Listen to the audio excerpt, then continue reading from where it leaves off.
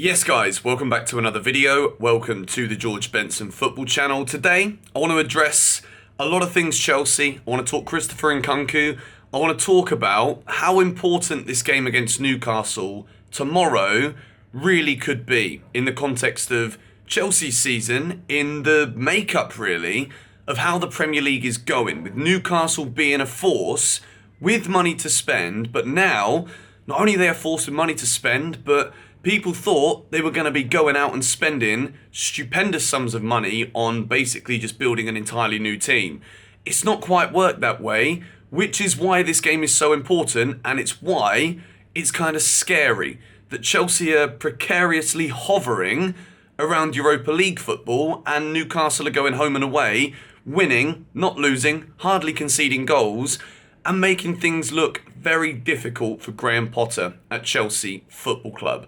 Before we do go in and talk about Christopher Nkunku, I'm sponsored by Private Internet Access here on GBFC. Go and sign up, link is in the description. Yes guys, so a massive thank you to Private Internet Access for sponsoring this video and partnering with me here on GBFC for 30 days in the lead up to the World Cup. If you don't know what Private Internet Access is, it's a VPN. Everybody should have a VPN to encrypt your internet connection. With the World Cup coming up, I live in Indonesia. I want to be watching with English commentary, so what I'm going to do is I'm going to connect to the UK so that I can sign into my TV accounts in the UK and listen to English commentary from my favourite commentators. Why should you go with Private Internet Access for your VPN? Well, through my link in the description, you guys can also see it here on the screen, you're going to get yourselves 3 months for free and 82% discount, which makes this cost you $2.11 per month. Go check the link in the description. They're the most transparent VPN provider in the world. See you guys there. Thank you very much.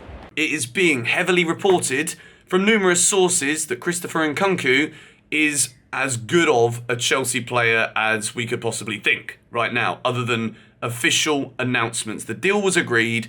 Chelsea will be paying RB Leipzig in a slightly different manner to the way that we anticipated this deal going down. There was a release clause with Christopher Nkunku, but Chelsea have worked on this one quickly. And at the moment, the reason I am very much struggling to figure out how I feel about everything right now at Chelsea. The problem with making YouTube videos is that the mood of you guys watching is heavily dependent not only on whether or not I make videos, but the dominant factor behind everything is, are Chelsea doing well?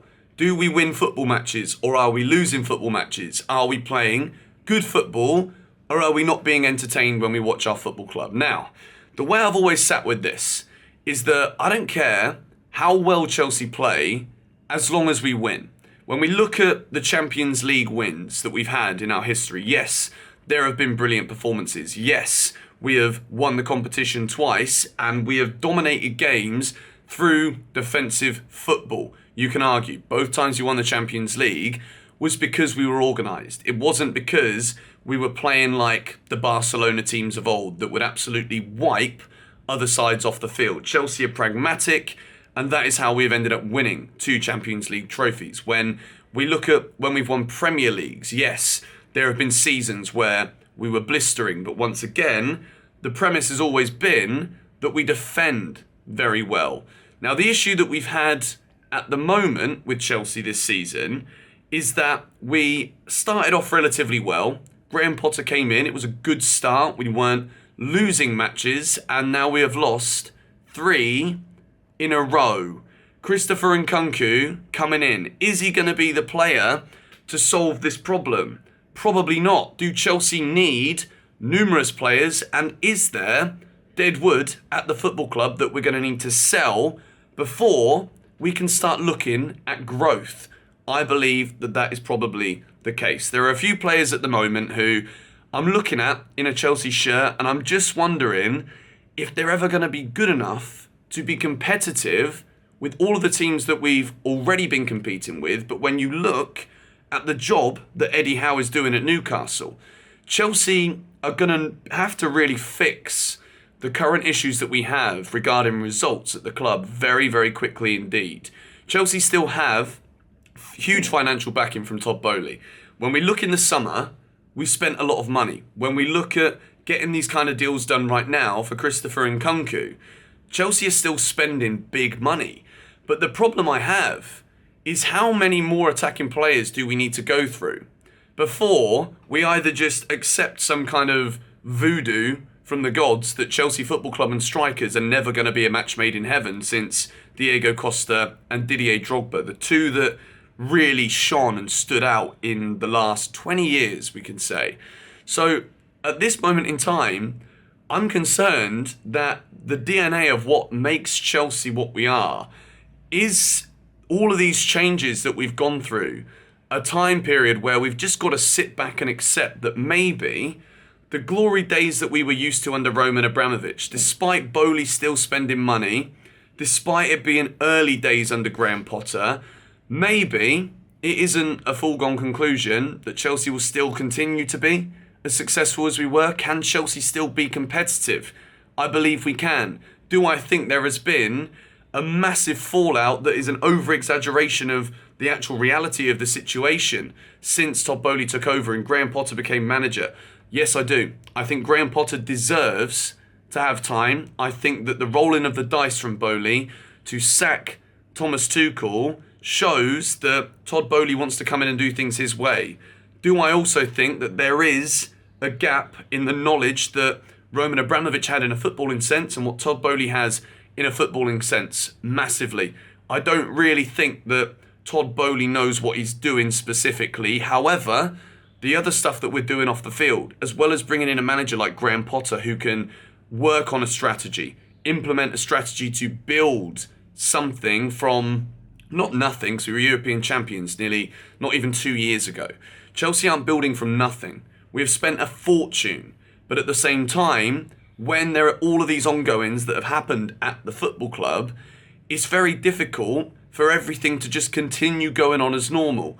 We had the Super League fallout, Roman Abramovich having to sell the club, all of that stability that was built into Chelsea Football Club. To expect that things weren't going to be difficult this season would have been foolish. And if we look back at the game against Man City the other night, I watched the game, didn't want to make 6 things we learnt about it, because the energy right now amongst the Chelsea fan base is awful. I'm not going to lie to you, it's a difficult place to be involved in. And as I've said to you in recent weeks, I feel as though since Graham Potter came in, I've never felt so disconnected from Chelsea. People say, well, you've got to go back to London. Trust me, I'm even considering that at this moment in time, and I've got a whole life here that I've had for the last 3 years. And I would do that for my football club, not for my football club, but for the fact that I make these YouTube videos, I feel distant from the football club, and I need to be feeling the football club in order to be able to make great videos for you lot. So it's a weird one at the moment, but I do want to make this video today to really highlight the fact that Graham Potter deserves to be given a chance here. There are many people that, because he's not a big name manager with success that we can fall back on and look at as well, he's been successful there, so will he be successful here? People are saying that he's going to fail. People are saying he's already failing. Yes, we've not won in 4 league games. Yes, we've lost 3 football matches in a row. But with everything that's gone on this year at Chelsea, we've got 1 more game to go against Newcastle tomorrow before we've got a World Cup, which I'm not going to lie, as much as I didn't want the World Cup to be in winter, and I don't like the fact it disrupts the Premier League season, I don't think this World Cup could have come at a better time for Chelsea, a better time for me personally. And I think a lot of us fans of this football club, and those of you that watch this channel as well, we kind of need a little bit of air to go between. We've been catching up game by game from COVID for the last couple of years. There's been a lot of football, so much going on. And I do think this match tomorrow, if Chelsea can get a result and win at Newcastle, then we go into that World Cup with a lot of optimism. Christopher Nkunku, I think, is a brilliant player. I think we've got to respect that Todd Bowley is still trying to spend money. Looking at that Man City game, Lewis Hall, absolutely brilliant. There are still new Chelsea Academy players that are coming through. I know it's not nice to keep losing. I know I've said myself, and I've been making far less YouTube videos because I feel disconnected from it. And when we lose and the energy's like this, it doesn't feel nice to be talking about Chelsea, to be arguing, to be debating on when things aren't going very well.